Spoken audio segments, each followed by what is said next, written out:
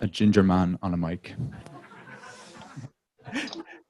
Because you'll never get him off. Thanks so much for coming out. I really appreciate it. And it started lashing rain as well. So fair play to you for being here. I'm David Pollard. I work as Innovation Projects Manager for the Rehab Group over the last couple of years. I used to be in education as well, creating independent spaces for people to be able to live more independently. So I'm also a co-organizer of Startup Week Dublin, which Talita has organised this event with the help of L'Arche, waytoB and the Rehab Group to support people with disabilities to take that first step into the world of entrepreneurship. So really what we're hoping to do here tonight is to inform you and to provide hopefully some inspiration that you'll be able to take on and boost yourselves forward into the new year. Quick overview, and then I promise I'll get off, is hashtag Startup Week Dub is where you can follow all of the things that are going on this week. Startup Week Dublin is basically, in a nutshell, a celebration of communities and 57 free events for you to attend if you're interested in anything around the world of startups. So whether that's if you want to get into marketing, if you want to get into funding and understand where grants are and how to get some money off people, you can come along to those events. We also have one-on-one coaching sessions, some inspiration talks and workshops as well. So if you go onto the website, dublinstartupweek.com, please get in touch with us after this as well if any of the events are full out, and I'll make sure that you're able to go to those. So without further ado, and this is where I was told I have to be the hype man for Talita, not that she needs it, because this woman is after doing some serious work over the last, 10 weeks, trying to get all this stuff together. Last night, we were in a venue and she filled it out with 80 people supporting female immigrant entrepreneurs. And tonight, here she is, and she's after filling out this as well. And we really appreciate it. So can I get a big round of applause for Talita Holzer, please?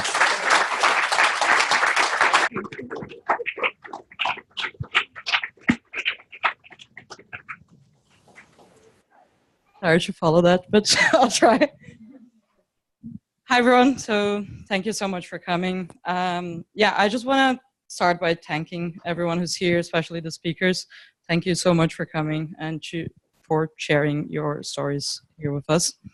I would also like to thank Zendesk for hosting and for providing the food, Rehab Group for helping us organize it, and L'Arche as well. So I'm not going to take too much of your time because I'm definitely the least interesting person to stand up here today. But yeah, I just wanted to tell you a little bit about how StartAbility came about. So I don't know if I said, but my name is Talita. I am the co-founder of waytoB. And we are a social enterprise that aims to help people with intellectual disabilities to navigate and become more independent. And it was always our goal to really help our users to get and retain employment. And here in Ireland, only 30% of people with disabilities are actually in the workforce. So to address this imbalance, we decided to co-organize with Rehab Group and L'Arche StartAbility. And the idea is really to just showcase success stories here, hoping to inspire you and to also reduce maybe the misconception that people with disabilities can't start their own businesses and succeed in it. So that's it for me, short and sweet. So welcome Alva from Easy Wheels. She's going to be our first speaker of the night.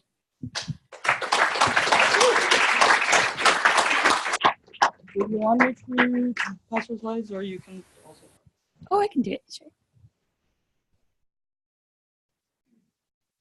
Hello, I'm Alva, and I'm the co-founder and the creative director of Easy Wheels.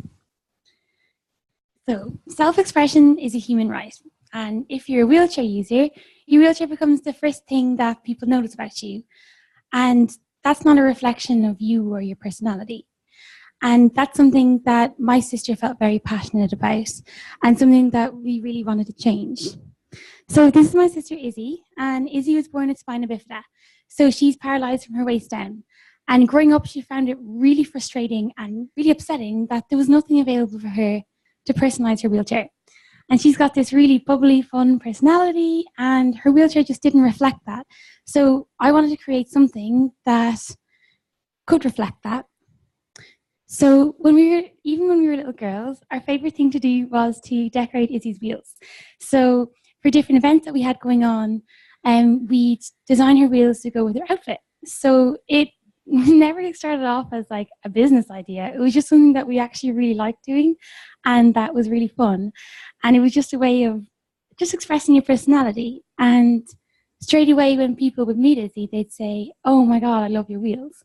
And immediately it opened up a really positive conversation around her wheelchair and allowed her to talk about it. Because she loves her wheelchair and she has a really positive relationship with her chair, and she's always had that. And she wanted people to know that as soon as they met her. So right now, wheelchairs have looked the same as they have for like 100 years, and people have very negative associations with wheelchairs. And we really wanted to change that. So that's when I came up with the college project in 2016 called Izzy Wheels. And we came up with the tagline, "If you can't stand up, stand out." And everything we did became about standing out and expressing your personality with your wheelchair.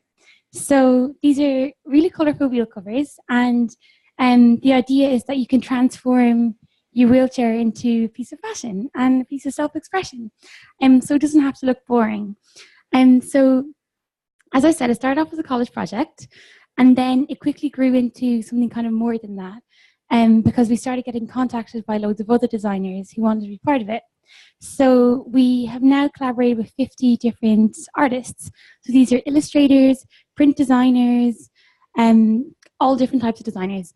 So Keely McCall, so there's print designers, graphic designers, tattoo artists, and a whole range to cater for different tastes in good and fashion. So they satisfy a whole new set of needs for a wheelchair user, and psychologically and emotionally, they give you a huge confidence boost. The designs are superior than you get anywhere else because they're created by artists and they're not created by hospitals. And they allow you to customize your appearance and make a positive statement about yourself. So we have 3 types of spokespeople. So someone who's always been a wheelchair user, someone who may have been involved in an accident, who's always been stylish and they want to remain stylish. That was their sense of identity before. And also sports teams. So we're really excited to be working with Team GB for the Tokyo 2020 Paralympics. So I can't talk that much about it, but there's loads of cool stuff happening. So these are estimated figures because it's really hard to actually get this kind of information. So they reckon that there's 67 million people who need a wheelchair user in the world. There's roughly 14.5 million in Europe and the US alone. So that's a total addressable market of $3 to $5 billion. So it's a huge market, and I think that it's totally underserved and people don't realize it. So it's a huge opportunity. So the routes to market, so how we actually get people to know about our product is we team up with wheelchair manufacturers. So when you're ordering a wheelchair, that's when we tell people about Izzy Wheels.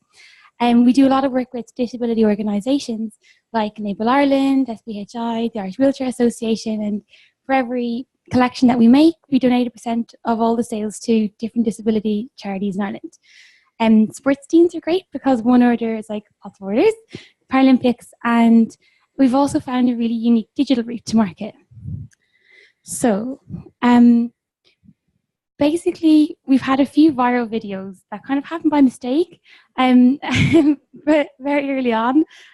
So, like I set this up as like a just for fun page, and I made an Instagram account called Izzy Wheels, and I just uploaded little funny videos of Izzy with your wheels, and just like it was just really fun. And then someone from Business Insider made a video about our Instagram page, and it got 2 million views in a day and 16 million views in a week. And it sounds great, but it was super stressful. And that's when we found out that people loved how colourful it was, and people loved that me and Izzy were sisters, but also that we're like a bit odd and we dressed a bit strange, but people really liked that.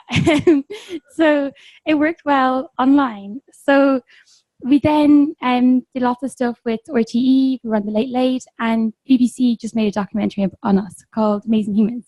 That sounds cool. We were the first Irish people to take over Instagram's official account, so that had to reach 225 million people, and no one in Ireland had ever done it before, so that was cool. And then something that's also been super important to us from the beginning was people of diversity and people with disabilities need to be represented in media in a way that is positive and fashionable. So like when we looked at like Vogue magazine or any of the big fashion publications, you could never see someone that you could really relate to. And especially if you were a wheelchair user or use a mobility device. So we really wanted to change that. And so we're really happy to say that we've been in Vogue, Cosmopolitan, and we were just this year named on Forbes 30 under 30. So that was cool. So like every company, we've got competitors, but the different spoke guards that are available are permanent fixtures. So once you put them on, they're very difficult to get off. They're only designed for little kids, and they're designed by hospitals, and they're marketed as a medical device. And the designs are stuck to plastic with stickers, so really quickly they become peeled and faded. And our advantage is that they're really easy to put on. So they're super light and they've got Velcro on the back, so you can pop them on and off really easily to go with your different outfits. We've got powerful branding because we are a creative-led business. So everyone that we work with is a creative. We've got copyright over all of the designs. They're works of art. And we're creating matching accessories. So the wheels are our first product, and we're going to complete the look. So there's going to be lots of other fashionable products designed with wheelchair users and people with different mobility things in mind. So there's something for everybody and for all of their needs. And we're also working on a digital platform. So Bespoke will be Izzy Wheel's digital platform where you can kind of choose from a range of prints and colors and design your own wheels. So it's kind of like Nike ID for wheelchairs. So people are so into like designing their shoes and designing their like phone covers and their laptop cases and everything that we want to create. Like it just makes sense for wheelchair users to be able to design their wheelchairs. So we're live and generating revenue. A set of Izzy Wheels is €129. So it's the same price as a nice new coat or a nice bag. We're selling in 35 countries around the world. 60% of our sales are coming from America, and they're not a once-off purchase. So people are coming back and updating their wheel wardrobe as they would their clothes wardrobe. So it's like twice a year. So as I was saying, this kind of grew faster than I could have planned. And I also, because it started off as like a passion project, I never really thought of it as like purely a business. So like marketing, sales, finance, all that kind of stuff was totally new to me. I set this up when I was 22, Izzy was 18, so we kind of had our own kind of unique way of running the business because we didn't really know that what we were doing. So, so that's when, like as this grew and grew, we wanted to market it in a way that felt authentic to us and what we were doing and what our brand was about.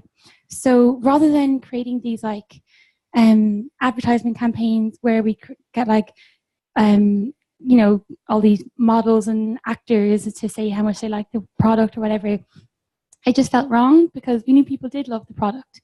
So that's when we came up with the idea for spokespeople.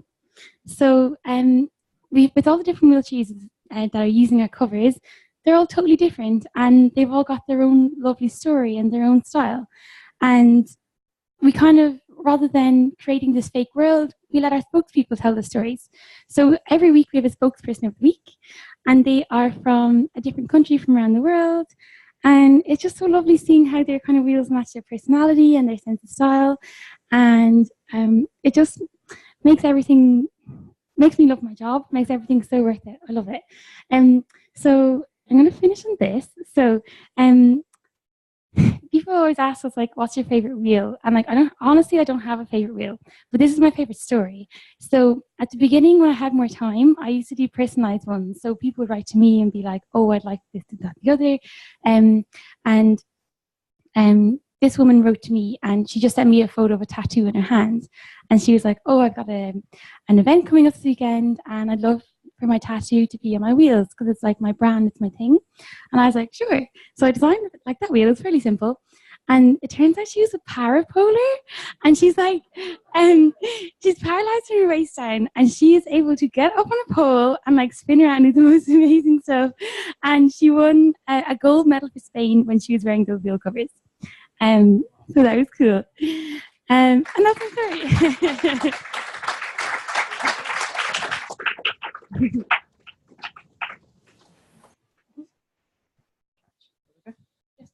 Yeah. So we're going to have a chat with Alva and Adam together, and then I'm going to give you all the opportunity to ask your questions. So Adam, if you can change this to something else, because you're not involved in Easy Wheels, are you?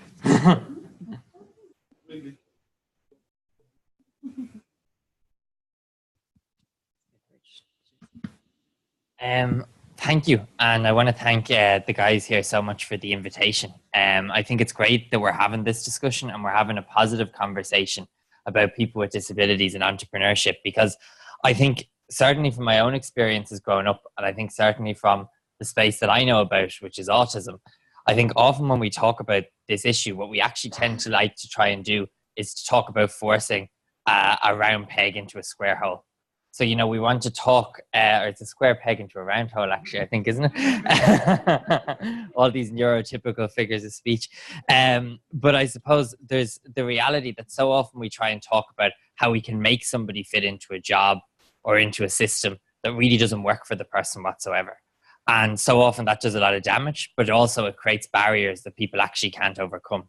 Whereas I think for a lot of us, entrepreneurship is really a way beyond that, because I know from my point of view, when I talk to other young adults who are maybe just finishing school or on the autism spectrum, one of the points that I really try and make to them is that actually for the first time ever, it's pretty scary. And when we talk about people getting older, we tend to focus on all the really scary things about that.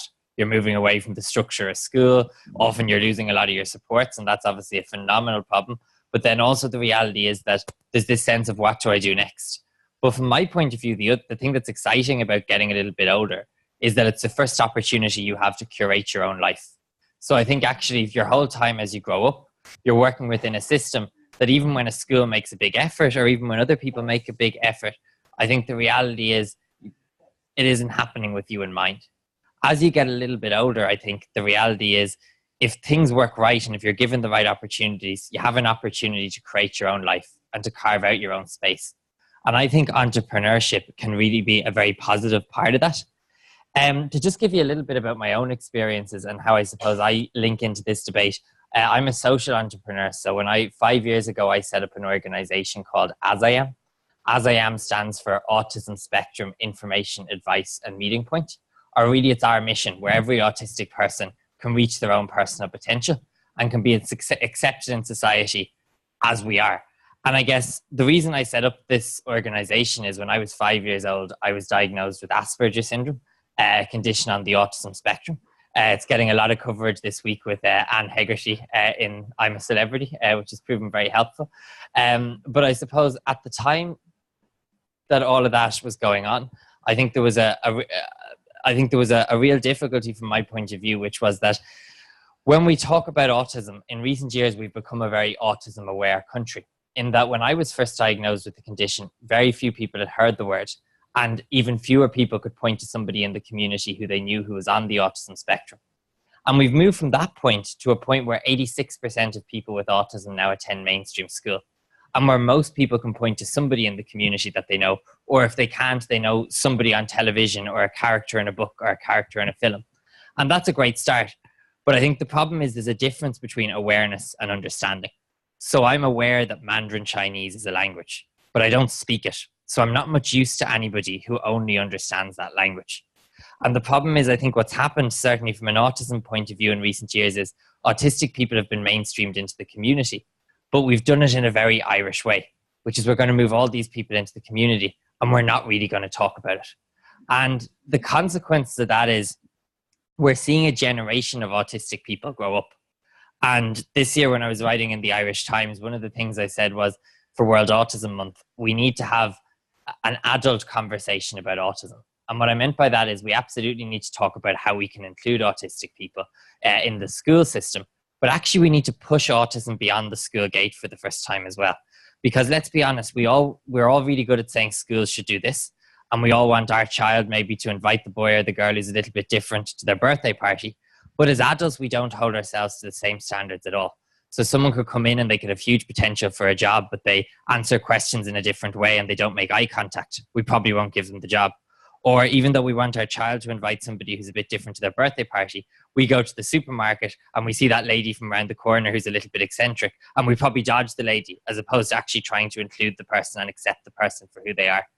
And I think this is becoming really important because we're seeing a generation of autistic people grow up. So I spent the first 3 years of my education in a special school until I was 8 years old, when I moved into a mainstream school and I had the support of an SNA for 5 years. But then I went to secondary school independently. And when I was around 16, I made friends. But it had been pretty scary being a teenager with autism, because I come from a family where we always openly talked about it. But the problem was, all of a sudden when I was a teenager, I didn't want to know anything to do with autism. I didn't want to be associated with it at all. And the main reason for this is I found if you told somebody you were on the autism spectrum, often you'd kind of see this look of panic in a person's eye, and suddenly they'd begin to talk just a little bit slower. Or sometimes they do what my dad does on holidays and speak just a little bit louder in case you're not able to understand them. And this meant that I didn't want to discuss it at all. But even as I got a little bit older and was happy to discuss it again and was happy to take support again, what I began to realize was there was a huge number of people within the community who, because autism is a completely invisible condition, instead of getting support and understanding, were actually getting rejection. People were just saying, that person's just odd. That person's just weird. Because A, there was a huge stigma associated with the condition. And B, there was a reality that in day-to-day life, autistic people were facing access barriers because of how the world works. So we often talk about autism in a very medical sense, but actually in day-to-day life, the way the world works can really leave an awful lot of people out. So take Liverpool, for example. 56% of autistic adults surveyed said they were afraid to leave their own home because of how the sensory system works and because of the judgment and attitude of other people. And that has huge consequences. So we see so many autistic people are excluded from the workplace, are left socially isolated, but also aren't able to do the same things in the community as everybody else. Whether that's go to the cinema and watch a movie, go to the supermarket and do their shopping, or go to a hotel and have a night away. So I guess one of the things that's really important is I wanted to address this. So when I was 18 years old, I set up a blog called Asperger's Advice. And it was really just a place for me to share my experiences growing up, but also for other autistic people to be able to share theirs, and hopefully to kind of be a portal to educate people who aren't autistic to understand what it was actually like to live with autism in Ireland. But that seemed to touch a chord, and very quickly a lot of momentum gathered behind it. I think this is an important message because I really didn't know what I was doing at the time. I knew I wanted to do something, but I never really believed that it would take off. But what amazed me as both an autistic person and as a young person trying to start a business, I think one of the really positive things is you do realize how many people actually want to help and support you along the way. So I'd only began blogging once I was invited onto the Late Late Show to talk about why I was doing this and why it was important. And that, I guess, led to the next step of the evolution, where we moved from just being a blog towards actually becoming As I Am. Because more and more people began to write to me and share their experiences. And what was very interesting was, up until that point when we read about autism in the press, it used to always be about research or about entitlements, two important issues. But nobody ever actually talked about what's it like to live on a day-to-day basis with autism and what can we as a community do to help people. And yet when people were writing to me, the main things they were writing to me about was, I'm being bullied in school, I'm unemployed. I really want to be able to do the same things that other families do, like go bowling with my friends or go to the zoo or do things that other people take for granted. But for me, the sensory system is so overwhelming. And I began to realize that the only way we could actually change this and ensure autistic people can be included was if we actually tried to create a scenario where autistic people were able to give advice and were able to support businesses and organizations in becoming more autism friendly. So we set up As I Am formally 5 years ago, and it does a range of activities. It does, I suppose, the traditional work that a charity would do in terms of supporting the community and running events and doing lobbying. But about 50% of our income we raise ourselves. And this comes from the fact that when we first set up the organization, I was lucky to receive a Social Entrepreneurs Ireland Award. And they supported our organization in kind of looking at what our business model was and how we could make it sustainable. So what we do is there's a team of 9 of us today, and we travel all across the country, and we provide private organizations like SuperValue, voluntary organizations, public sector bodies like the National Gallery, with advice on how they can become more autism friendly. So we go in, we evaluate their setting from an autism point of view, we look at the sensory environment, we provide training to people who work in the organization about how they can be more autism friendly, and we then write a report for the organization about the changes they need to make in order to be accessible for autistic people. And this has led to really exciting growth over the last couple of years. So earlier this year, we accredited DCU as the world's first autism-friendly university. And we now have a situation where we have universities all around the world wanting to copy the same accreditation. So we're traveling to Tennessee next week to Vanderbilt University, and that's going to copy the same designation that we've given to DCU. We've also had universities from all around the country begin the process of following DCU. But just last month, we worked with the community at Clonakilty, 91 organisations within the town, and we were able to designate Clonakilty as Ireland's first autism-friendly community. That's a community where 91 organisations, ranging from shops to public services to schools, have been trained in how to support autistic people and have taken at least 4 key actions to be autism-friendly: providing visual supports, ensuring clear communication, providing quiet spaces for people, but also educating their customer base and being assistance dog friendly. And I guess what I just wanted to say about all of this is, in the context of the work that I do, it's a very, very intense job. So it's something that I kind of work at 60 hours a week. But as an autistic person, because it's the thing that I'm most passionate about, it's something that I absolutely love doing. So often I don't even feel that I'm working at all. Whereas the challenge was, I remember when I was 16 and 17 and my mom was trying to support me into the workplace for the first time. And she had me doing all sorts of part-time jobs, some of which were some of the most stressful experiences in my life, because I was working in sensory environments like bars and restaurants that were completely overwhelming to me. I wasn't able to concentrate when I was ready. I had to concentrate on somebody else's time. And I was often working in chains of command and with communication that wasn't clear at all and was often very stressful. That world of work would have been really stressful and really challenging for me. But actually, by carving out my own business, where in my office I'm able to have a trampoline so I can get up and move around when I want, and where it's completely okay that I can have a really productive day and then a really flat day, has been what's really helpful for me. And that's why I think entrepreneurship is something we need to promote a lot more for people with disabilities. But I actually also think it's something that we need to support an awful lot more, because I think we're talking a lot about how we support people in employment, and that's one piece. But often if you're an entrepreneur, most people don't presume that you need any support, or don't want to give it to you because they think you're a big bad capitalist.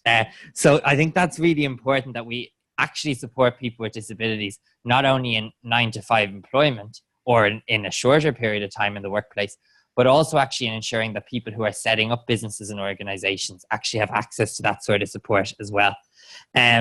So that was really all I wanted to share, and I'm happy to take any questions in the context of the panel discussion we're going to have now. So thank you very much.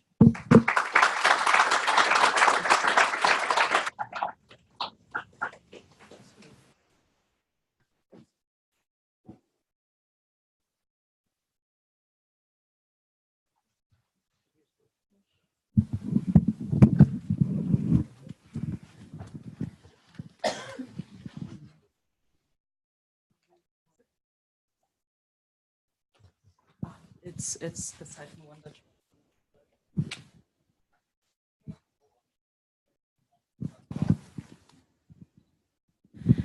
Guys, so thank you very much for that. That was super inspiring. The accomplishments you guys had so far is absolutely amazing. As a founder myself, I'm jealous. I'm gonna switch this up a bit, and I'm gonna start with the audience questions, because I'm sure you guys have loads of questions, I assume. So does anyone have any questions? And if not, I have loads. No? There. Jennifer?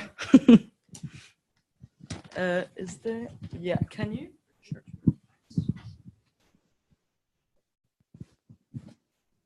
Hello, everyone. My question goes to Izzy. I really want to know your challenges, because you mentioned all your successes, not failure. What are your challenges? I guess my biggest challenge was learning how to go from being a designer to being a businesswoman. And that was a big transition for me. Well, because I had kind of a mental block. So I always, like, art was always my thing. And I loved like drawing and making and color, and that was my thing. So I was always like in my head, I'm going to be an artist.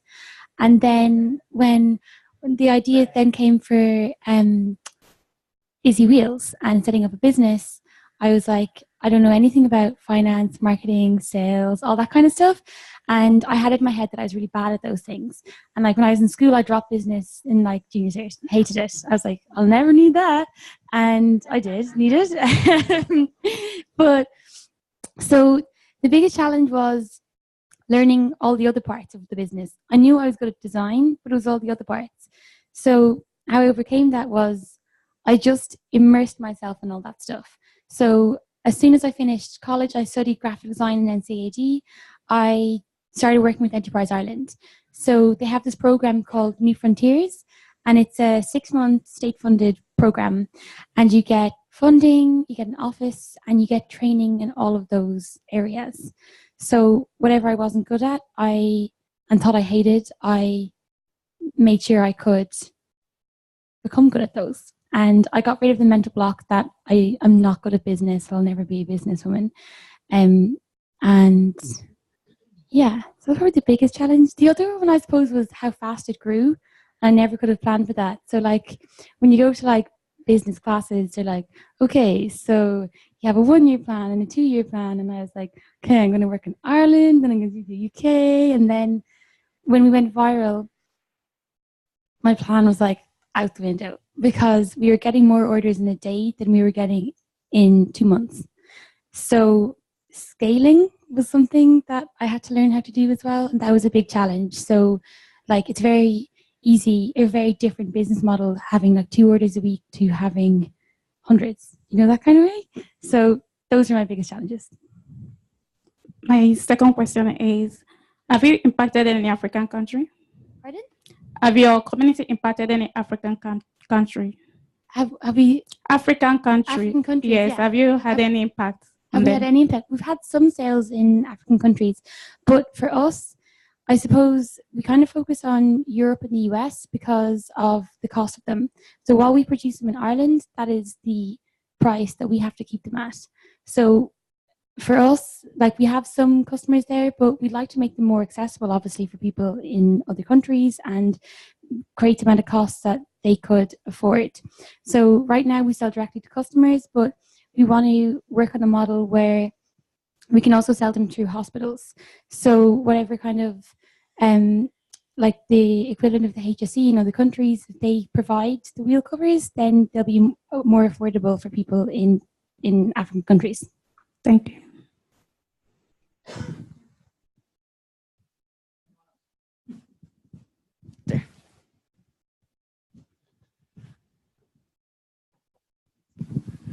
Thank you. I was just wondering, in terms of setting up the business, what's the biggest differences between setting up a not-for-profit business and a business that has a disability aspect to it, apart from the actual money aspect? Is this a question for both of us? Yeah. Well, mine is a for-profit business. Yours non-profit business. Okay, so so maybe you're better answering this question. So I guess one of the key differences is obviously in relation to if it's a not-for-profit business, you can still operate it like a business, but all of the money then has to be reinvested into the organization. And because of that, you get certain benefits. So one of the benefits is you don't have to pay corporation tax, and you're maybe eligible for some grants that a for-profit business may not be eligible for. Obviously, because you're getting all those benefits, there's more rules involved. So that means that what you have to actually do is get a charity number and also get what we call a CHY number. So it means that it takes a little bit more work in that there has to be very strict rules in place. And there also has to be an independent board. So if you're taking a salary from the organization, you can't also be a member of your board. So there's kind of a process where you kind of have to build your team a little bit. and then you need to get a bit of advice in getting like a constitution in place, and then you have to submit them. So it takes a longer period of time to kind of get all of your ducks in a row, if that makes sense. In the UK, they actually have social enterprises, so they have a separate designation for a not-for-profit business. Unfortunately, we don't have that in Ireland, so you're either a charity or a business, and that makes it a bit harder. Sorry. Lisa, can you give me 1 second because I want to follow up with Adam. So, Adam, did you face any challenges raising money? Since do you think you face any challenges specifically by choosing to be a not-for-profit? Because a lot of investors would be looking for a quick return, and I assume your strategy would be very different from that. You know, I think there's pros and cons to everything, but largely I think it was a pro for us, because actually what it did was it meant we were able to get that initial kind of injection of support. So Social Entrepreneurs Ireland gave us a grant of €20,000, and that seemed like a lot of money at the time. You know, we could put those first few essential things in place. And I think what it's actually enabled us to do is to get to a point of sustainability, because what we're now able to do is we've built up a team that we're able to, if you like, separate from our support work, do our trading work, where we're giving advice and consultancy and training events. We could have only done that by actually starting out without really having that arm of the business. So I think it's been very useful for us. Yeah. I'm just wondering, where are you based? Where are we based? Yeah. So our office is on Amiens Street in Dublin. But the nature of the work is we travel a huge amount. So about half the team would be traveling nearly all of the time, because we do training and we run events literally right across Ireland. So I was in, I was already in where was I? I was somewhere yesterday. It's probably a bad sign that I can't remember it. I was in Monaghan all day yesterday, and I'll be in the Midlands all day tomorrow. So that's kind of how it works. We work out of our cars a lot of the time. Yeah. And he's looking for any volunteers? Yeah, definitely. We have a volunteer manager, so if you can send us an email through the website. I will. Yeah, brilliant. Yeah. Are you ready? Yeah. Okay, so you're up and running by now and probably have big teams. So what percentage of the people you employ have disabilities? And do you have a preference of employing people with disabilities? So 50% of our team is autistic, and that's something that we would like to maintain. And we actually find in particular for us that ratio works quite well, because we have kind of some people then who are able to provide that little bit of support and structure when things get a little bit crazy. So half of our team is autistic, and we have a specific approach to how we recruit to make that possible. So to just give you an example of that, we, as well as an interview, we always have an assessment to make sure that actually the person has a chance to demonstrate their skills, not just talk about them. We conduct the interview in a sensory-friendly manner. We remove all levels of unpredictability from the interview, so that it really just becomes a conversation where there's no hidden agenda. And we find that allows autistic candidates to actually rise to the top, which unfortunately a normal interview process is nearly the least autism-friendly thing you can imagine. Okay. So my team is a team of 2. And my sister is a wheelchair user, so that makes 50% of us. Oh, sorry. So yeah, that's my answer. Okay. But in hiring in the future, I think it'll be really important. I think it's a really good idea, as you say, to have 50-50. I think that's really great. And that should be encouraged. Because if your product or your business is focused around people with the needs of your product, so important that they're part of the actual design of it and the running of the business, because they get it. And who better to design and grow that company than people themselves? I agree. Yeah. Is there anyone else have any questions? My turn.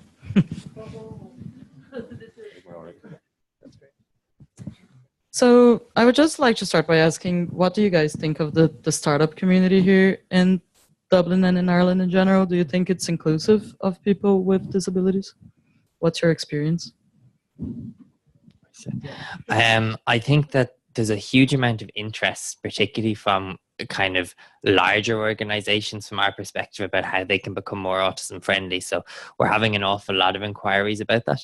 I think one of the key challenges is, if you look at the whole D&I kind of discussion within businesses. So in terms of diversity and inclusion, disability has been absent from that. And actually EY did a really excellent report last year about diversity and inclusion in the workplace. And one of the things it found from a survey of a good few hundred Irish businesses was that one of the two areas that were really lagging behind, disability, and in particular hidden disability, was one of those key areas. It unfortunately just hasn't gotten the coverage or hasn't been treated as one of these sexy issues. And I think there's a job for us as a result to make it that, and to make it something that is talked about, that is on trend, because I think there's a willingness, but the conversation's 10 years behind. I think that's where we need to push it. Alva, your turn, and then my follow-up. Well, I suppose I've never worked in a big corporate organization, so the business world I know is very much the startup community. I think that there is a lot kind of happening. It's kind of starting to happen in Ireland as well, but when you look at it in kind of like European scale, or places in other countries, startups that have like a disability focus, they're actually really good to each other. So they don't really see each other as competitors. They're actually really helpful to each other because it's a small enough community. So you're going to run into each other at the same trade shows. And I mean, you follow and admire the same kind of businesses and the same people.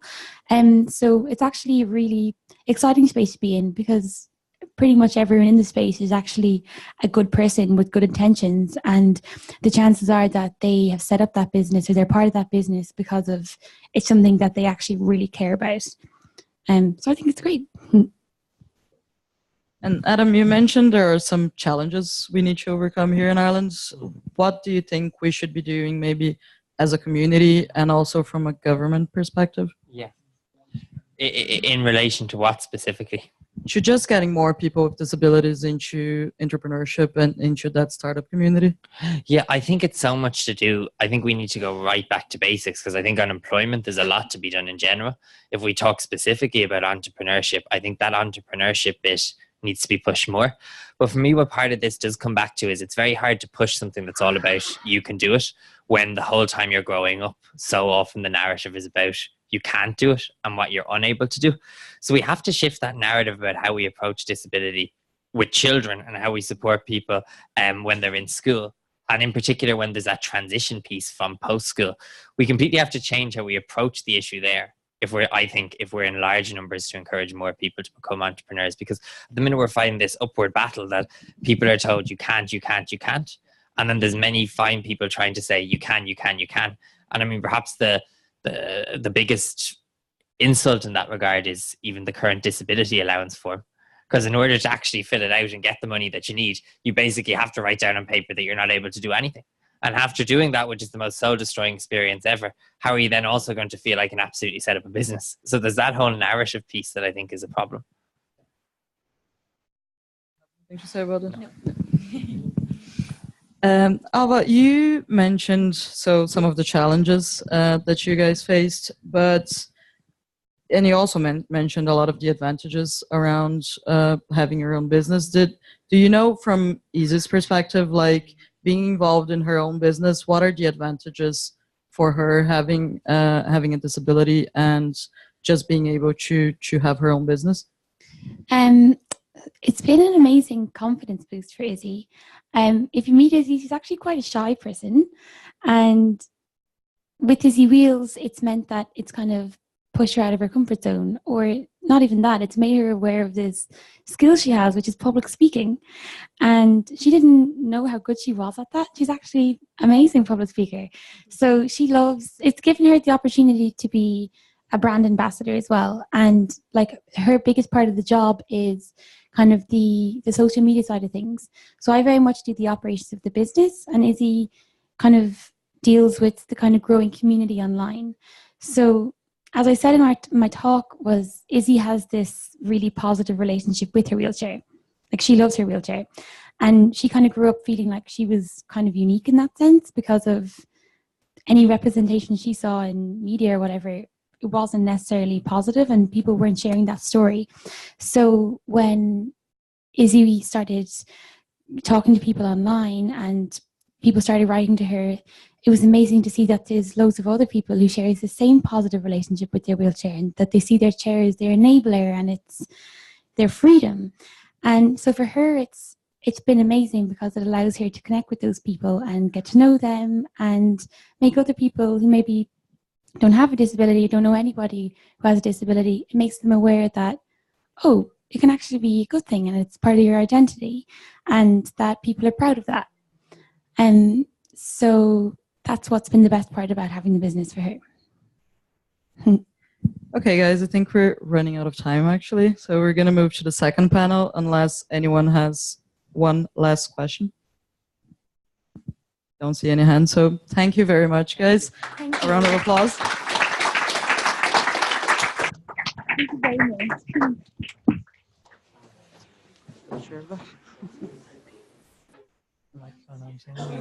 Yeah, I'm gonna just right now. Cool. So we just grab the chairs here.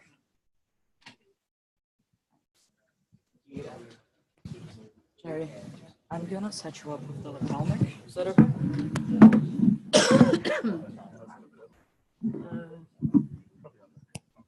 Yeah. I think that would work. Here. This is. Yeah, I think. What do you think? Where should the mic go? Tie is good. Tie is good? Yeah. Okay.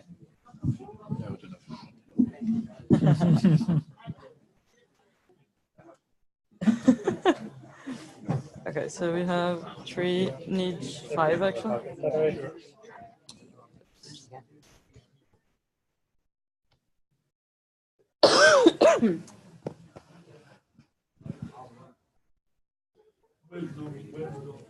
I'll just sit here. A mic for you guys and a mic for me. Are you guys enjoying the event? Yeah, it's very good. Yeah, very interesting,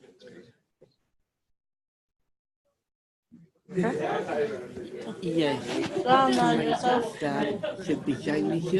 Yeah, that's right, yeah. You want to sit here beside him? Yes. If you, if you want to bring your chair, Oh my God, just you sit can here. vote, yeah. If I can just sit over to the It's side. up and down, the way it goes. I think kind of on the quiet It's not scary, it's really, kind of it's not a problem at all. nothing now again, so it's good to have some In the panel. the So process of trying to raise funding. It's great fun. Yeah, Cool. It's a nightmare, you know. work I for was you. in Pitching. Who's pitching? I'm pitching. Ah. Pitching, I'm pitching. they do really. Yeah, it's the same thing. Jerry, can I maybe ask you to just sit on the other chair, just so Which I'm. one? You can. It's on your left, actually. This one? Yeah. No. No, Can I Oh, yeah. we moved on. Yeah. Yeah, so That's I'll great. move that. Now, which one do you want? No, sorry. It's Not just. too far. Yeah, Yeah. you're good. Cool. I moved. That's what I did. All right, good enough. We good?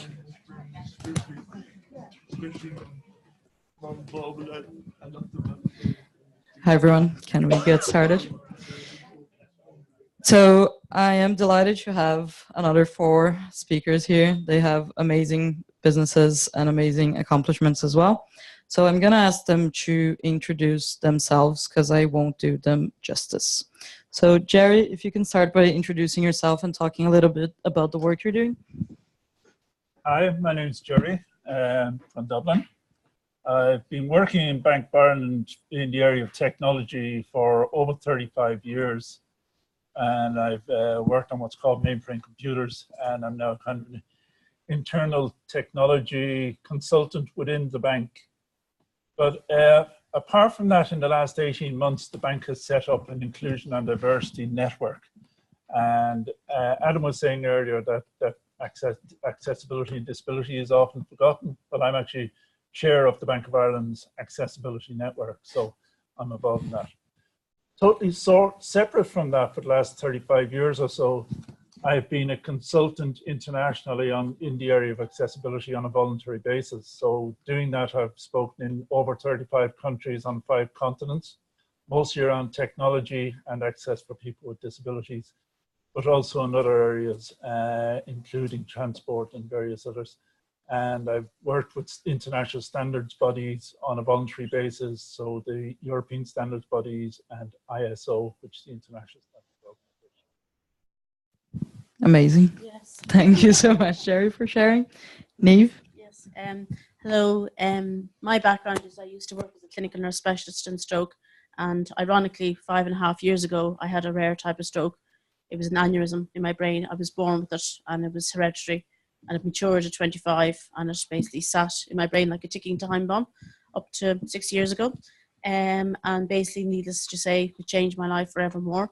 When I went home, I had cognitive impairments and chronic fatigue. And basically, I wasn't referred to any specialist services.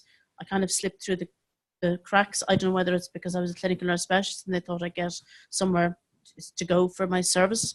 So basically, I'm self-taught in my recovery. I've got cognitive impairments, mostly particularly to do with higher executive functionings, which would be like decision-making, processing information, basically attention, distraction, all that type of thing. And then also I had chronic fatigue, which basically was like a nightmare when I went home. Never realised how horrendous it was for patients when I worked in the stroke rehabilitation unit.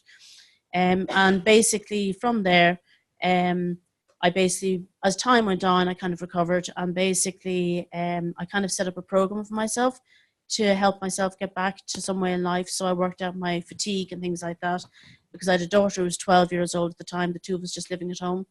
And from that, I realised I wasn't going to get back to my job as a clinical nurse specialist. So people said, you know, you've done quite well in what you're doing. Like, I mean, usually people at your, 2 years after your stroke are still like exhausted and drained. What did you do? And I said, well, and I told them about the fatigue that I'd worked out, my management of fatigue. So they said, would you kind of make this into a platform to help other people? And that's what I've been doing for the last 3 years. Basically what it is it stops a person from getting chronic fatigue. So it means that the person has the management and control of their fatigue. So this is done through warning stages. So basically what it is you assess yourself, and it comes up exactly what warning stage you're actually at. And from there, then you can manage your energy levels over a 24-hour period. And you can slot in the times a day that you need to do something that's important to you. And from there, you can work out ways to pace yourself or alert yourself throughout the day to be able to manage that. So with the warning stages, it's kind of like a prediction, as it predicts how what stage you're actually at. I've basically done research and development all over Ireland, and basically this is coming from the bottom up, as it's called, the bottom up, as in from people living with chronic fatigue, particularly from stroke, head injuries, sports concussions. Actually, it's interesting you say Paralympians. I've got Paralympians involved, and basically even people with burnout. And interesting enough, if anyone in the room who hasn't got a disability has suffers from burnout, you'll actually recognise the symptoms. But if you don't, then you won't actually recognise the symptoms. So that's the way it goes, and that's where I'm coming from.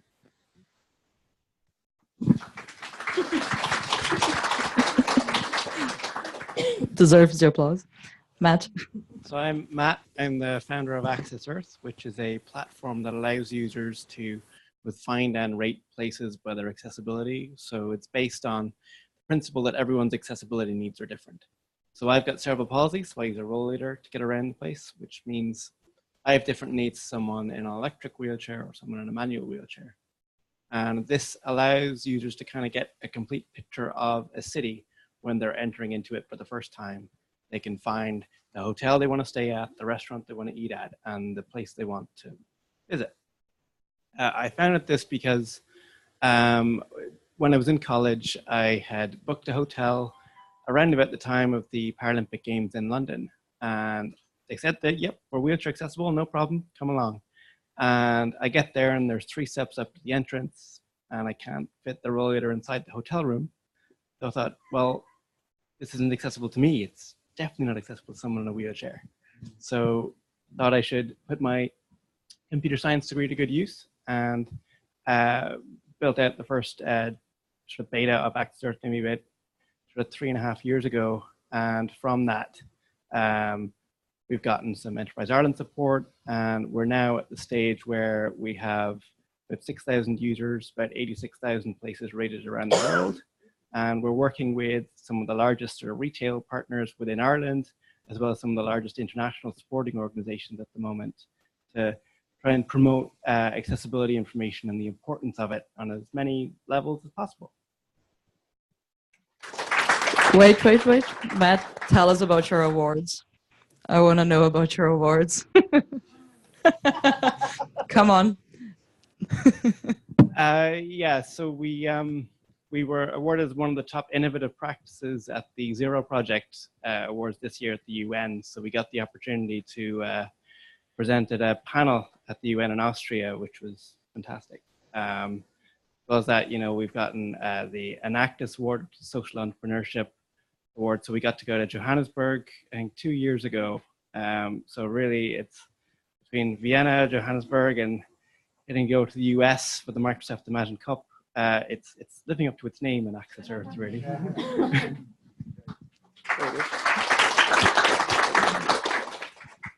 Hi, Fionn. Can you tell us a bit about yourself? Yeah. So, my name is Fionn Cromby-Angus, and I'm a social entrepreneur working in arts, media, and education. I started my own company with my dad, Jonathan, and we call it Fionathan Productions.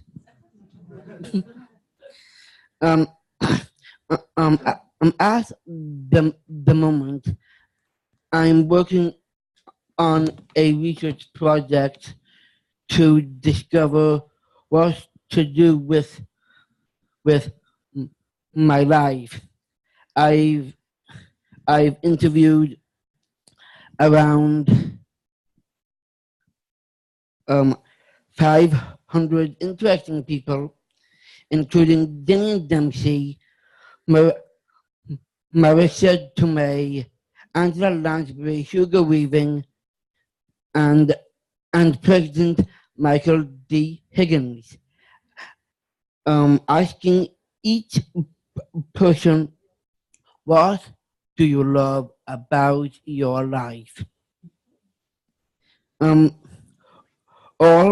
the videos of these interviews can be watched for free on YouTube, where they've been viewed over 280,000 times.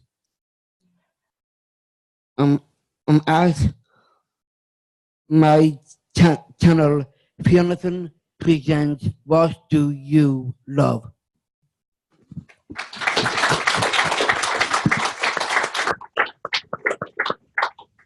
That is very impressive. So moving on to the next question. So can you guys tell me a little bit about the challenges you encountered along the way? So maybe Niamh, since you have the mic, you can start. Expert on the challenges, go to the stage. Basically, for me, I suppose my impact is hidden. So it's cognitive and chronic fatigue. So anytime that I apply for anything, I'm already shut down before I even open my mouth, because I'm seen as like, oh, you're the one with the disability. So basically, it's very difficult to get the traction that I need. And from the point of view of filling in these accelerator programs, I find it very difficult to fill them in, because I have a problem with orientation, and it's orientation actually filling in something. I can get very confused, and the whole thing becomes very overpowering and very overwhelming very quickly. I have problems with speech and language as well, as in the fact that basically even writing, I tend to write around what I want to say, and what I can't write it all down in the space for the application form. Or basically when I go sometimes to talk or something, you're doing a 1 minute pitch or a 5 minute pitch, and for me, I kind of tend to talk around. I've worked it out better through repetition, and as you know from being on the program together, that basically we were in the summertime, I have worked out that much better. I can now do a 1 minute pitch, which I thought I would never be able to do in my life, but I can, and I actually do make sense saying it as well, which is amazing. But I just find it very difficult around that, and I just think that there's just very little understanding. And basically, I was on the DCU Ryan Academy Female High Flyers program earlier this year, and we got in mentors, and I thought, oh, this is great. And they were all great and really helpful and everything. And then I sat down with one, and I was just about to sit down, and he said, oh, you're the one with the disability, you're an investor's nightmare. And I was like, well, that finishes me off before I even start. There's no point really talking to you. So I just actually stood up and said, listen, I don't see the point in this conversation. And I walked off to talk to somebody else because I'm not going to deal with somebody like that going on with his attitude like that. And I actually put in a complaint about him. So needless to say, he won't be a mentor on the DCU 5 Female High Flyers program again. And going from there, I actually, they got in a coach, they have a pitch coach they got in, and basically he helped me work on my pitch. And when I actually pitched to the panelists at the end of it all, I won the award for most business potential to be scaled globally. So, you know, there you go at the end of the day. So I've heard Neve's pitch many times. It's very good. Matt? I guess, yeah, for me, kind of big challenge would have been starting out with how to make this a sustainable business. So I started out with no business background. I was a computer scientist. So really all I cared about was developing the product and getting it out to as many people as possible. And through kind of the support from EI and different accelerators that I've been on throughout the years, the biggest challenge was kind of distilling. You're going to get a lot of advice kind of being thrown at you and the different ways you can go about things, different ways you can generate revenue, different ways you can market. And it's about, the biggest challenge was kind of distilling that advice down. And even though a lot of the times the advice may be contradictory, to really find out what is really kind of what you're passionate about and what you feel is the right choice. And that, for the challenge to be able to, yeah, really distill that down and figure out that this is the right way to go, even though people may tell you it's not. Jerry, you can talk, I think, a little bit about the differences between, so you work for yourself as an usability and accessibility consultant, but you also you're an employee in Bank of Ireland. So maybe you can talk about challenges that you faced on those two very different businesses that you work in. Yeah, because I work 9 to 5, that gives me some unique difficulties and advantages in some ways. If you're working 9 to 5, obviously it's very hard to find time to do all this voluntary stuff and do all this traveling. And my wife's in the audience here, and she'll attest to that, right? So, but it also makes it difficult to say, well, I'm going to give up the day job tomorrow and start as an entrepreneur, especially at my age. I'm probably the granddad of the group here, you know, so it's not so easy to start saying, well, jack it all in, but I still have a mortgage to pay. I still have 2 boys, they're in college and they need to be funded. So there is that difficulty.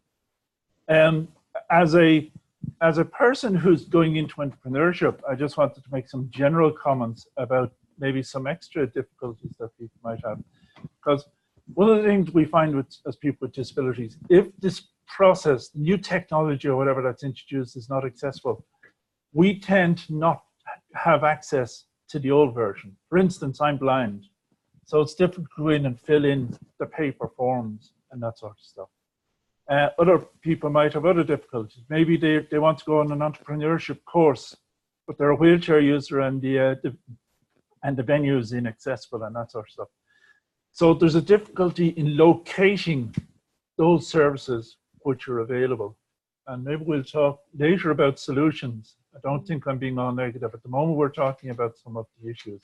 But some of the issues are that what the systems and processes that are available to other entrepreneurs are sometimes not available to us because we have disabilities and they're not accessible to our needs.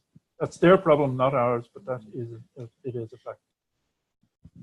No, you're completely right. And maybe moving on to something a little bit more positive. What were the benefits you guys encountered on being an entrepreneur? Fionn, if you can start with that. Okay.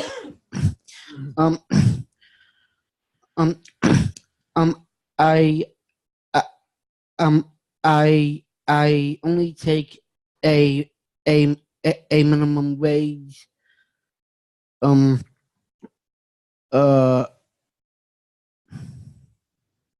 could.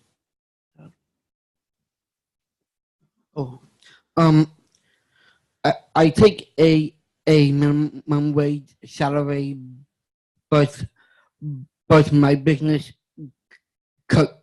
covers my expenses to travel to places like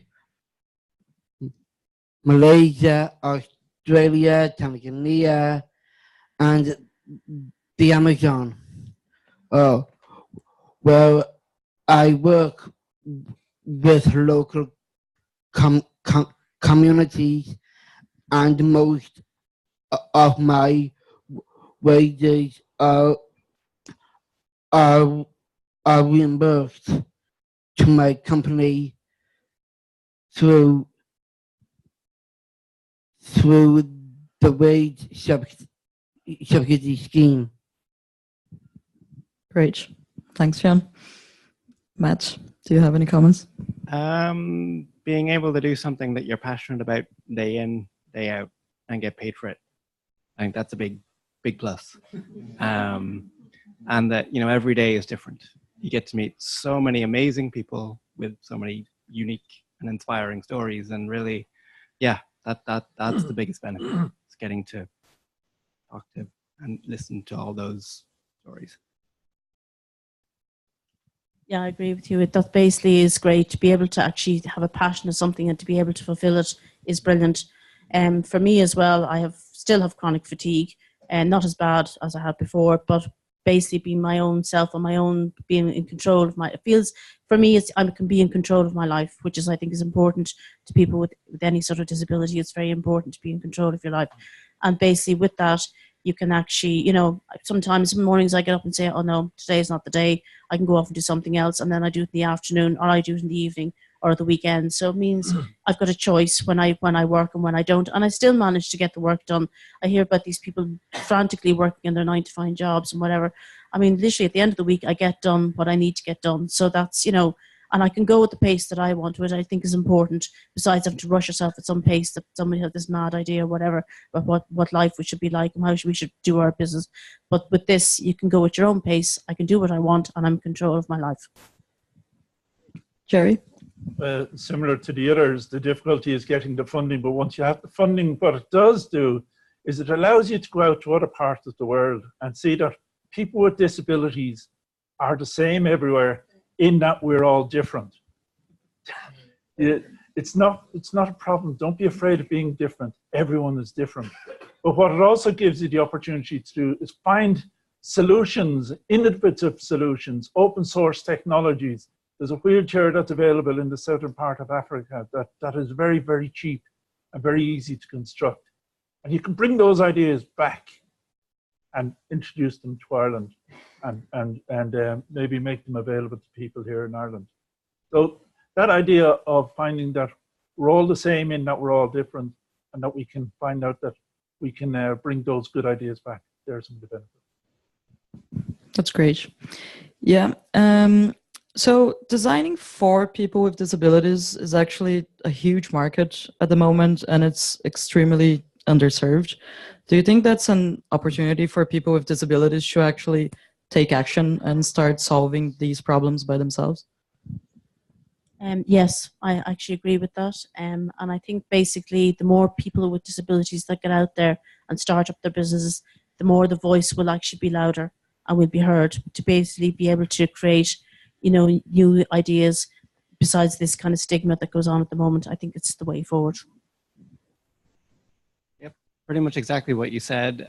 It's about sort of proving that, there really is a huge opportunity, both economic and just societal, to be able to include as many people as possible. And I think that by encouraging people with disabilities to get out and to do something that that they feel strongly about and that they want to do, they feel can make a difference, I think is key. Interesting as well, they said, I was at a workshop last week, and they said people who have disabilities that set up their own business are kind of 99% more likely to take on somebody with a disability for employment, because they see it as an asset to their company, and rather than in other commercial businesses that don't do that.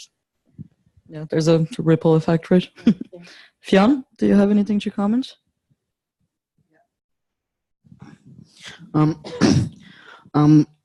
Trading in a day service placement for for managing my own support. It's like Jack trading his cow for some magic beans. I consult with others about about free range supports. Teaching them teaching them how to plant and climb their own beanstalk.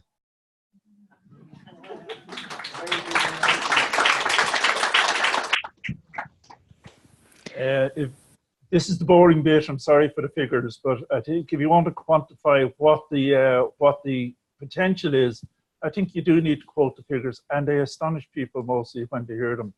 There are 1.3 billion people with disabilities in the world. That's the same as the entire population of China. They control $3 trillion worth of disposable income annually. If you add to them 2.2 billion people who are their families and their very close friends, because people with disabilities, when they go to places, their friends go with them. Add 2.2 billion to that is the estimated figure. They control $8 trillion of disposable income every year. Okay, that's a huge market.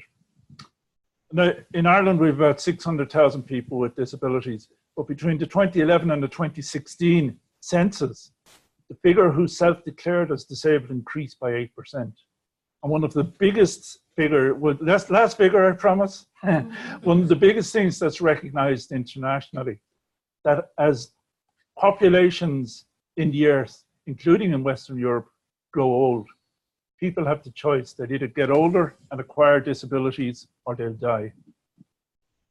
Okay, so there is a huge market there, massive. Good. It is a huge market. Everyone should start getting in on it. And Jerry, since we have you speaking, what can we learn from other countries, do you think, when it comes to especially entrepreneurship, but just being more inclusive to people with disabilities? Okay, well, I mentioned the problems earlier. It's time to get on some of the positive stuff. I think mostly what we can learn from other countries is if you adhere to standards which include accessibility, then it makes it easier, cheaper, and more predictable. So if you have different accessibility needs in France and Spain and Portugal and Germany and Ireland and Australia and South America and whatever, each of those markets will develop their products differently and separately. If you have coordinated standards throughout different regions, different countries, it's cheaper for industry to produce those products, but it's cheaper for the consumer. And if we as entrepreneurs can say, we're the ones that are going to lead that, then we're the ones who are going to have first step advantage. And the United Nations Convention on the Rights of Persons with Disability mentions universal design. So I would just say, if you want to look at designing and how to design your product so it will be most accessible in most parts of the world, look at universal design. And we have the Centre for Excellence in Universal Design, the National Disability Authority here in Ireland, and it's vastly, it's hugely respected all around the world. That would be my advice. Yeah, and they're a great resource as well. It's very good for any business, so any entrepreneurs in the room, check them out. Niamh, do you have anything to add to that? Basically, I kind of lost my train of thought now, what I was going to say. I might pass on to you. As well. Really what we found kind of going around the world is, like, on a positive note for Ireland, is people are always surprised by the amount of state supports that are available to start up. And really, like in the US and in Europe there, it's difficult to find the same level of support that Enterprise Ireland can provide. What I've found, at least from thinking at from the Paralympics example, Tokyo has taken now that the Paralympics has gotten equal billing to the Olympics. In fact, in some ways, they're more happy and excited to be hosting the Paralympics than they are the actual Olympics, which is, well, not, I don't want to say surprising, but it's great to see that that's how society is going, that it's becoming a lot more inclusive at the highest level. Amazing. I suppose basically when we were on the validator program in the summertime, we went around and we went on a road trip and we validated our ideas around on Europe. And I found that basically from the point of view of Fatigue Friend, that basically people could relate to it no matter where you went. And I think that was a lot of the disabilities, which I found quite interesting, because I thought with different diversities and different, different countries, different ways of thinking, that things would be different, but actually no, it was very universal. And I suppose from the other side here, when I apply for entrepreneur for Enterprise Ireland, as I said, it's very difficult because I have all the cognitive impairments. But it was Thomas Cooney who got me, and he's a professor of entrepreneurship in DIT in Ireland, and he recommended I link with a company called Kaleidoscope Investments in the UK, and they will only fund a business that actually where the entrepreneur has to have the CEO has to have a disability, or somebody in your team has to have a disability. So for me, when I filled in the application form, I actually emailed in and said, I'm going to have to add in this additional information because visual is very important for me. And they said, yeah, whatever way suits you, that's no problem at all, which is not something that I get in Ireland. I get, like, if I suggest that I need to talk to, like, say, Enterprise Ireland or something like that, they say to me, you're putting everyone else at an unfair advantage, which is, a disadvantage, should say, which is not the case because these are my coping strategies. So I think if something like that could be instilled in Ireland, that basically no matter what your disability is, my coping strategies are these. I'm not trying to pull fast ones and pull fast strings. If they could actually access things like that, would be brilliant. And the other thing as well is building your team. I don't know where to build my team. I haven't a clue. Literally, they told me that I needed a commercialization side. Where do I go to get that? In England, they'll actually supply that with you and they'll help you and they'll actually interview the people with you. Here in Ireland, if I put it on like that, I'd have a shark from here to next year coming into my business to try and take it over. So, there's not much point in just saying you need to do this. You need to follow up with it. That's what they need to do to have that extra bit of information on. Great. So I'm going to move on to the last question, and then I'm going to open to the audience. So I assume there are some people here who have ideas for a business and are looking to take the next steps towards that. Do you guys have any advice for them?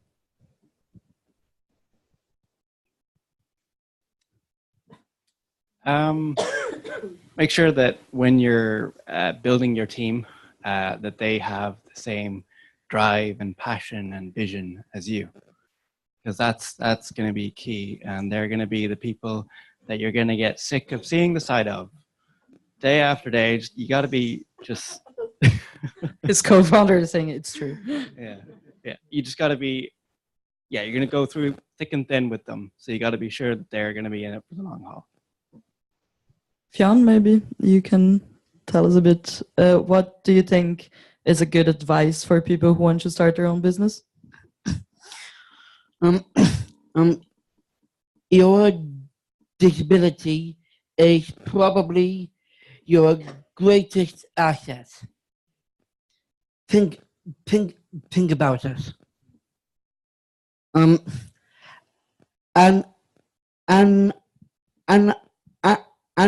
another way of saying this is when you consider that 99.9% of babies suffer from a lack of Down syndrome. My parents are incredibly lucky.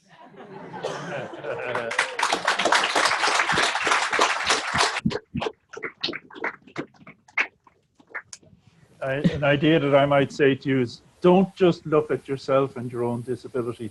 We do have a tendency in Ireland of siloing, as they say. So if I'm blind, maybe I'll look at ideas that relate to blindness. Or if I'm a wheelchair user, I might look at stuff only for wheelchairs or deafness or whatever it might be. We do have a tendency to And there's a lot of scope for that. And as we saw from Alva, it can be enormously successful. But if you want to have something which has big potential, you got to remember that there's maybe 15% of the population of the world is disabled. That means 85% aren't. They are your population as well. They are your customers as well. And you got to get out there and you got to look outwards and you got to indulge yourself and involve yourself with the mainstream organization. Sometimes it's difficult. So how do you do that then? Let's see how the solution to that is. Maybe organizations which are related to disability help you get out into the mainstream. And I was smiling to myself earlier, and I'll share my smile with you, because the organization I'm thinking of is the Wheel. And Alva was talking about her organization, which is called Wheels. And then having spokespersons. Oh, crunch. But I thought I would. But maybe organizations like the Wheel maybe need to step up to the plate a bit more, help us to find out what assistive technologies can get us into those mainstream third level courses, and ahead, which is also excellent. So look outwards, don't look inwards, look outwards. The sky is the limit.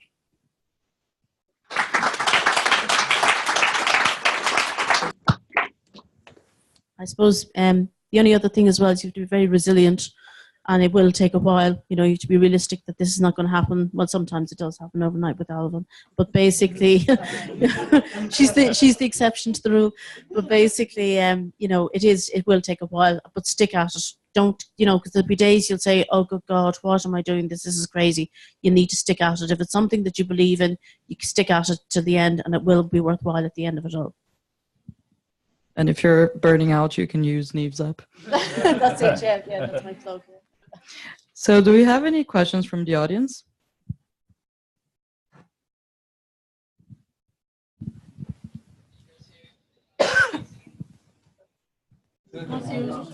My question is for trying to think of his name. Hugh. Matt, sorry. It's just my brain doesn't really work properly. So when you were working with the hospitality sector, did you find it hard to like deal with hotels and stuff like that? Because like that's what I want to do with my startup business. I want to work with hotels and do tour guiding and stuff like that. Was it hard to interact with the hotels and get your point across to them and to interact, basically? Yeah, so we found that if it's a hotel that has the facilities, they're more than happy to show them off.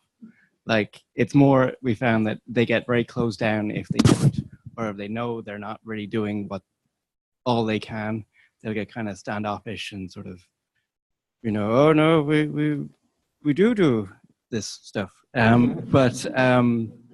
you just need to be like, pick the brand of hotel that like are accessible and wants to be able to promote it, because they're always looking for different channels, for sure. Thank you.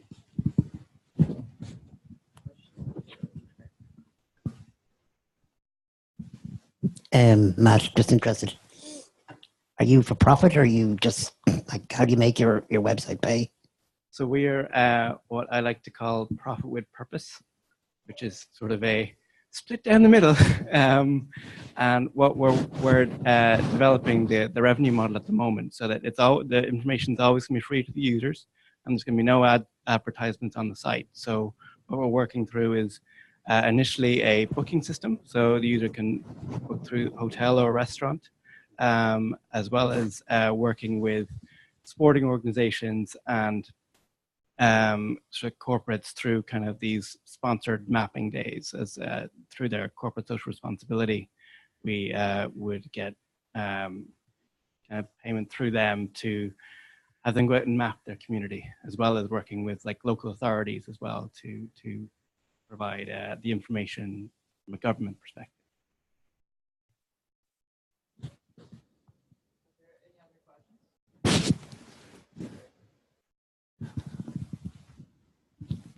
Hi. Oh, that's very loud. This is more just a kind of a comment that's touching on a few things. there's a move at the moment to make towns accessible tourist destinations. Clarny just launched a few weeks ago as an accessible tourist destination, whereby they've went and trained staff in certain hotels, and they're looking like working with the council with regards to making footpaths and everything accessible. So there is a move because they've made the link between we can make a lot of money. There is. So just if you have ideas, get in contact with your local councils and get in contact. The guy, it's Paddy Healy. I think he might be the guy behind Universal Design in Ireland. Get in contact with the people who are already kind of getting the wheels moving and things. If you have ideas, because quite often they are dying to get somebody who has a user experience involved. So that's just more of a comment. Just to say on that in tourism, accessible tourism is becoming a bigger and a bigger issue at the moment throughout the world. As the world grows older, there are more older people who need ramps and all of that sort of accessibility. It's huge. Sorry, my question is to Matt. I'm kind of access art ignorant. So I'm wondering, is your app just for physical accessibility, or can you put in like a sensory, or kind of if there's large print menus or braille menus or easy read formats within certain hotels or stuff like that? Is that an option on your app? So currently the yes/no questions that we get people to ask relate to the physical access to the building. We're working on building in the extra pieces of criteria as well. So we're always interested in partnering with different people who would have this experience, because like my experience is on the physical access side, so that's why we started with that. But currently what you can do is you can leave a note or tip on the venue to say that this is, there's large print available on the menus and things like that. But we're in the next few months looking at launching into sensory and cognitive as well. Yeah, in the disability service I work in, we have recently just kind of been working with a healthcare provider that will go into any hotel or any premises that you own and create accessible rooms and accessible bathrooms and stuff. I don't know if that's widely known or not. So if you have a hotel room, you need a hospital bed, they'll put a hospital bed. Or if you need a plinth, they'll put a plinth. Or if you need a hoist, they'll put a hoist. All at a very minimum charge, like of rentage for the stuff. So it's just, stuff that's happening. Just, Time for one more. I'm gonna go with a day in my wills. Hi, I'm Sean. I am a disability activist at A Day in My Wheels. I have an idea of making it into a social entrepreneur, but I don't know how to go about it. And I want to ask Jerry, you touched on, broadening it out to other disabilities, because I only know my disability. And are there effective ways that I could almost teach myself easily other disabilities? Meet people with disabilities. There's a bigger question there. Entrepreneurs in general have the same issues that Alba talked about earlier, where they're creative. They tend to be creative. They don't know about marketing, sales, and all that sort of stuff. The ones that are successful are the ones that ask for help. It seems almost contradictory to say that somebody's entrepreneurship and is great, get up and go, has to ask for help. If you don't ask for help, you'll fall into the same potholes and pit holes and that everyone else fell into over the last 20, 30, 40, 50 years. Don't reinvent the wheel. So ask those who know, ask the Universal Design, ask the Wheel, ask all these organizations. And there's about 700 or 800 organizations of people with disabilities in Ireland. Somebody like the Wheel will put you in touch with them. Okay. Ask, don't be afraid to ask. Thank you.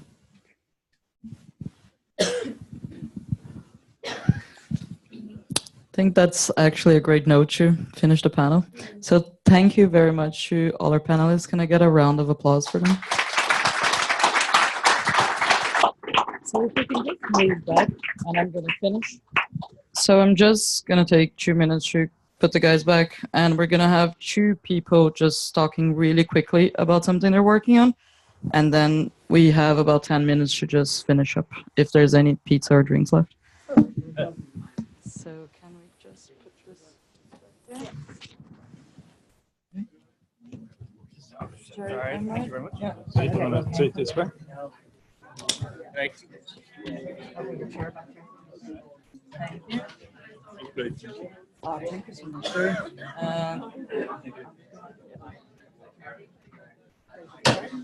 Are you ready?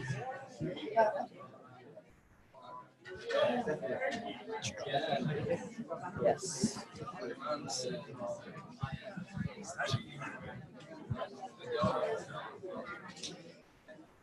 Gary, it's your turn. Yes. Yeah.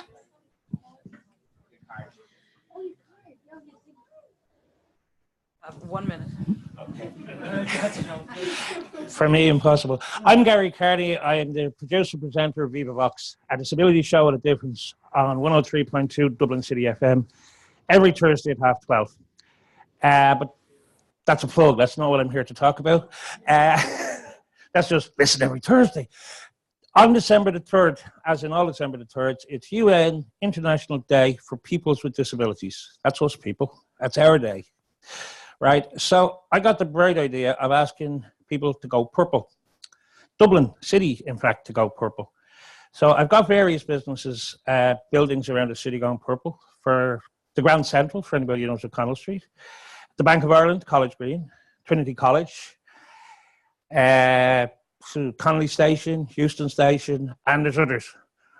But I've been very fortunate, the Disability Federation of Ireland are doing the logistics on it. Claire Cronin, the comms manager, is doing all that. I'm only one person, I can only ask so many people.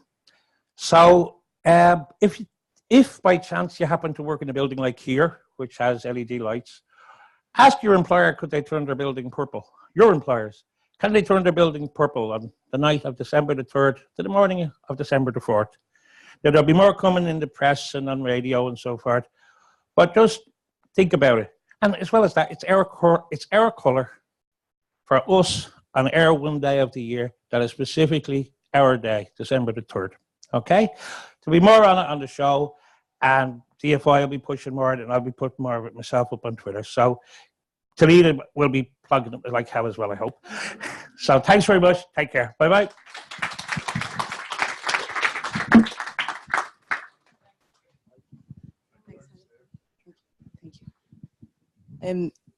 My name is Diana Walsh. I work with an organization called L'Arche, which is privileged to be part of this event tonight. Thank you, Talita, and thank you, everybody.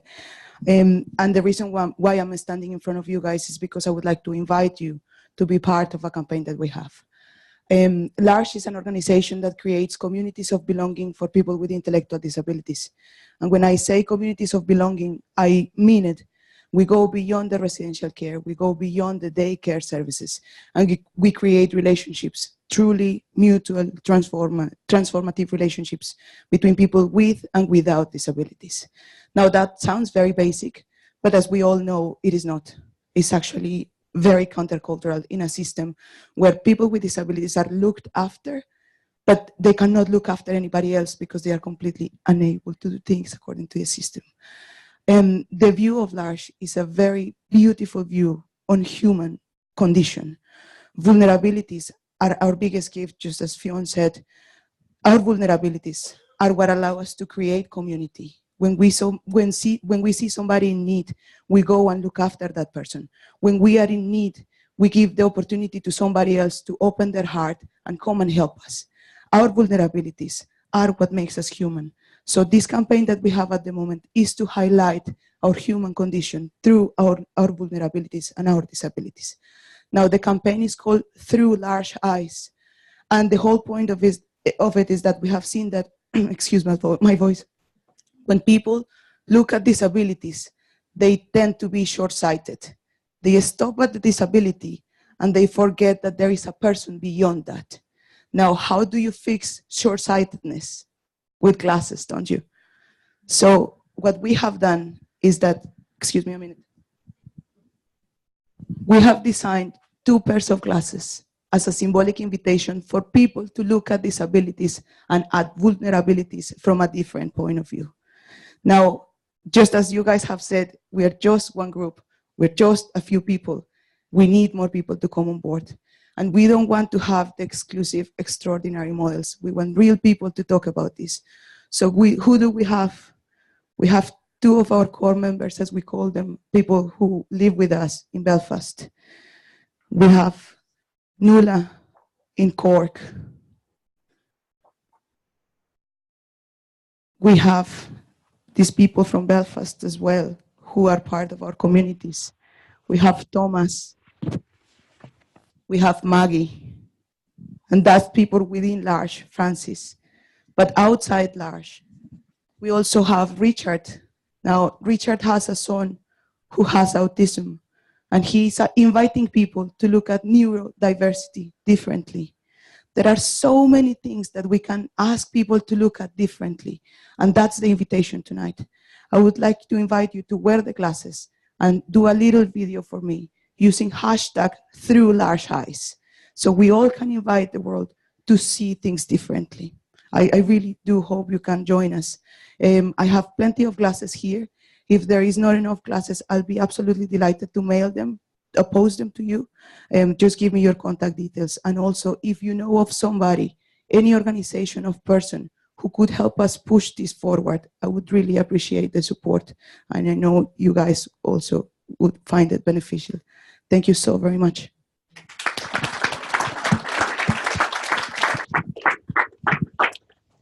Thanks, Diana. Yeah, that's a beautiful campaign. So Diana is going to be just outside with the glasses, and you guys feel free to find her.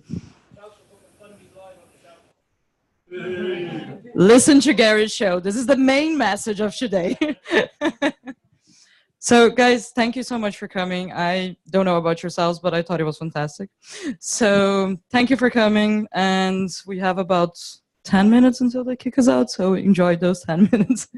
Thanks.